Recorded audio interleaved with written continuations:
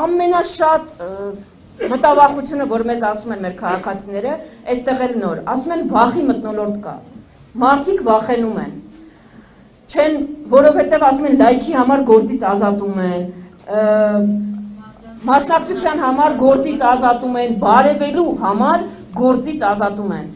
ժողովուրդ ջան, գիտենք, այսպիսի մթնոլորտ իսկապես երբեք չի եղել, այսպիսի տրամադրություն մթնոլորտ Հայաստանում չի եղել, բայց մի բան ունենք ձեզ ասելու, այս ամեն ինչը իրենք արել են ձեր 7 տարի, սկսած քաղաքացու վրա թքելուց, վերջացրած ձեր հարկերը բարձրացնելը, վերջացրած պատերազմները, ձեզ գործից ապօրինի ազատելը, միջնամատ ցույց տալը ինձ հուշում են, կլինի մնացած բոլոր ապօրինությունները, բոլոր տեսակ հարկերը, տուգանքի մատերիալ սարքելը, քաղաքները չզարգացնելը, պարտքը ավելացնելը, դրա պատասխանի օր կա։ Պետք չի,